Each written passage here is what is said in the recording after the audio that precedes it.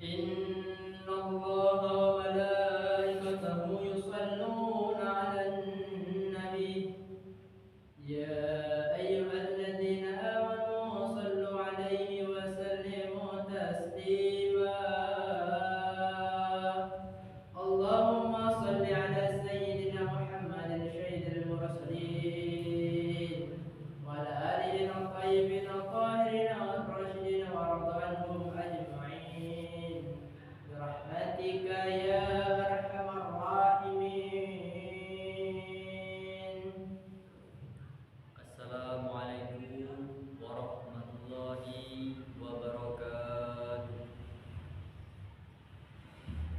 Allahu Akbar, Allahu Akbar, Allahu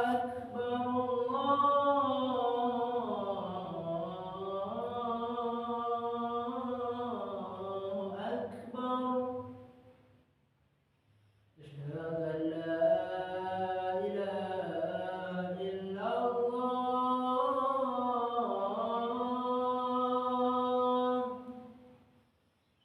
أشهد أن لا إله إلا الله.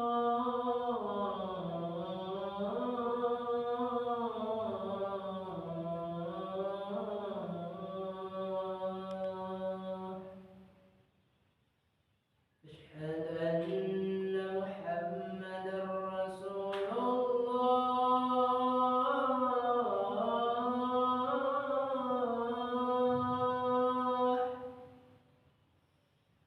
أشهد أن محمدا رسول الله.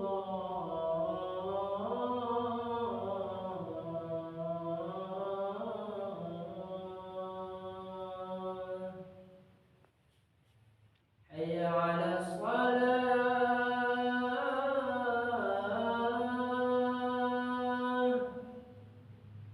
حي على الصلاة.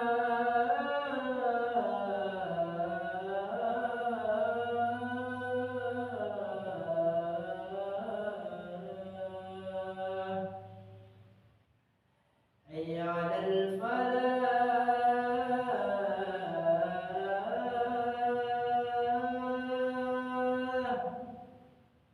حي على الفلاح.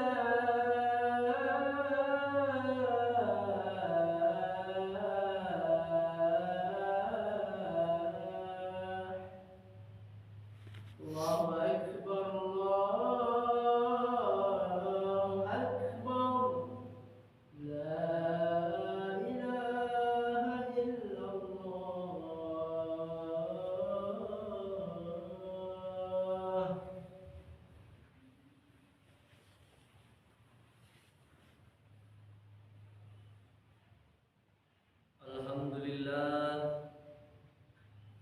Alhamdulillah nahmaduhu wa nasta'inuhu wa nastaghfiruh wa na'udzu billahi min shururi anfusina wa min sayyiati a'malina.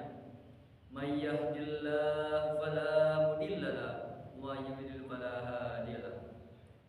Asyhadu an la ilaha illallah wahdahu la syarika lahu wa asyhadu anna sayyidana Muhammadan abduhu wa rasuluh. Allahumma salli ala sayyidina Muhammadin wa ala alihi wa sahbihi wa sallim. Amma ba'd.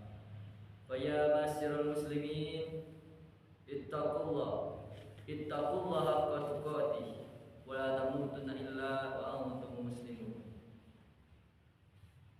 Jemaah rahimakumullah, di mimbar yang mulia ini Al-Fakir selaku khatib berwasiat kepada diri Al-Fakir pribadi khususnya dan kepada hadirin umumnya. Marilah kita meningkatkan ketakwaan kita kepada Allah dengan sebenar-benarnya takwa. Karena takwa, iman dan Islam adalah merupakan kenikmatan yang Allah anugerahkan kepada kita. Allah berfirman, "Waskur nikmatallahi alaikum." Dan ingatlah nikmat Allah yang telah Allah berikan kepada kalian. Para ahli tafsir mengatakan, yang dimaksud mengingat-ingat nikmat Allah adalah nikmat al-Islam. Oleh karena itu, Abu Yusuf, seorang ulama besar salah satu murid dari Imam Abu Hanifah yang meneruskan mazhabnya Abu Hanifah, Abu Yusuf mengatakan, Kenikmatan di dunia ini ada 3. Pertama, nikmat dunia. Nikmat dengan harta, nikmat dengan apa yang kita miliki. Berupa nikmat duniawi juga merupakan nikmat yang agung dari Allah Subhanahu wa taala. Karena kita tidak mungkin sempurna beribadah kepada Allah Subhanahu wa taala tanpa dengan nikmat harta. Kita salat pun perlu harta, berupa pakaian yang menutup aurat. Kita puasa butuh harta, berupa makanan untuk sahur dan berbuka. Kita haji butuh harta, kita sedekah butuh harta, dan dengan harta tersebut akan sempurna ibadah seseorang. Jemaah rahimakumullah. Dan yang kedua adalah nikmat afiat, nikmat sehat. Alhamdulillah kita punya anggota badan semuanya sehat, semuanya normal, tidak ada cacat, tidak ada kurangnya, dan kenikmatan tersebut merupakan salah satu nikmat yang agung, yang pokok, yang kita terima dari Allah Subhanahu wa taala di dunia ini. Dan yang ketiga adalah nikmat Islam. Segala nikmat yang kita terima, yang kita miliki, nikmat kekayaan, nikmat panjang umur, nikmat punya anak, nikmat punya keturunan, nikmat punya jabatan, nikmat sukses, dan masalah apapun, tapi tanpa adanya nikmat Islam, semuanya itu akan menjadi sia-sia. Semuanya itu akan menjadi sebab sengsaranya seseorang di akhirat nanti.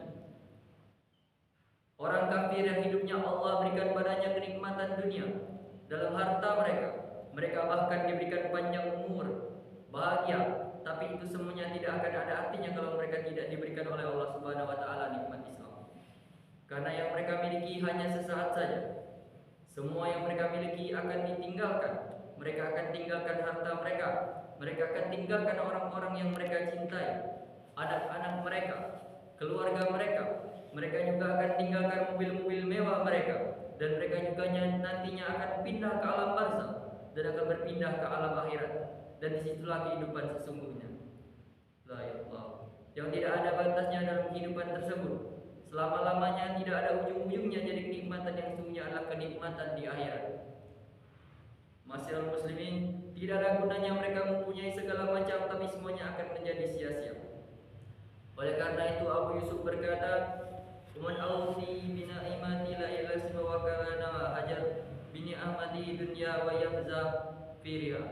Barang siapa yang diberikan Allah kenikmatan Islam, maka seakan-akan ia mendapatkan semua kenikmatan dunia seisinya. Kenapa? Karena kenikmatan Islam yang menentukan kebahagiaan seseorang di akhirat nanti. Selama dia Islam, selama dia iman, maka seberapa banyak pun maksiat yang ia miliki akan masuk surganya Allah Subhanahu wa taala. Namun seperti yang kita ketahui, ada orang Islam yang masuk ke surga Allah Subhanahu wa taala secara langsung. Ada juga yang mampir ke neraka. Kelompok pertama yang masuk surga Allah Subhanahu wa taala secara langsung, mereka adalah amal kebaikannya lebih banyak dari amal kejelekannya. Mereka akan masuk surga tanpa mampir dulu ke neraka. Kelompok kedua adalah mereka orang Islam yang kejelekannya lebih banyak dari kebaikannya.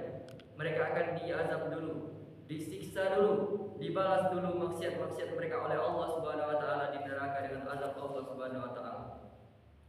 Seberapa banyak ia melakukan amal kejelekan, maka sesuai pula seberapa lama dan seberapa banyak ia menerima azab. Jemaah rahimakumullah. Layaknya seandainya kita punya baju tersebut penuh dengan kotoran, berlumur dengan noda misalnya.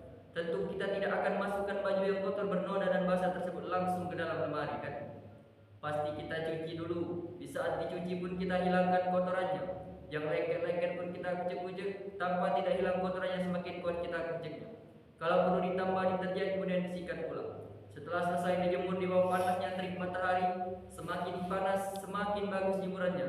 Setelah dijemur ditambah lagi, disetrika lagi, dilipat dulu, baru ditaruh di lemari. Jum'ah masyiral muslimin jamaah rahimahumullah. Juga demikian orang Islam yang beriman kepada Allah, tapi maksiatnya lebih banyak, dia masuk surga selama ada iman. Selama dia Islam, tapi akan mampir dulu ke neraka Allah Subhanahu wa taala. Dicuci dulu, disetrika dulu punggungnya, dilipat-lipat, baru kemudian dimasukkan ke surga Allah Subhanahu wa taala. Oleh karena itu dikatakan oleh Rasulullah SAW dalam hadisnya, "Ahru man yadkhulu jannata rajulun min juhainata." Orang yang terakhir kali masuk surga adalah seseorang dari Juhaina. Orang terakhir yang keluar dari neraka dan yang terakhir masuk surga. Setelah itu tidak ada lagi yang keluar dari neraka dan tidak ada lagi yang masuk surga. Adalah seorang dari Qabiah Juhaina. Ia dipindahkan dari neraka ke surga. Setelah ia berada di neraka selama 1000 tahun dan 1 hari di neraka sama dengan 1000 tahun di dunia. Itulah orang yang keluar dari neraka terakhir kali kemudian masuk surga. Kalau kita mendengar ini, mungkin kita berpikir, semoga ini bukan saya, pasti ini bukan saya. Semoga bukan kita orang tersebut. Namun Imam Hasan Basri mengatakan, ya laitani akuna zalika rajul. Andai orang itu adalah aku. Semoga aku yang menjadi orang tersebut, ucap Imam Hasan Basri. Orang-orang di sekitar Imam Hasan Basri pun terheran-heran mengenal ucapan beliau. Mereka bertanya, mengapa engkau mengatakan demikian wahai Imam Hasan Basri? Imam Hasan Basri menjawab, bukankah orang tersebut dengan lidah Nabi Muhammad SAW dipastikan masuk surga?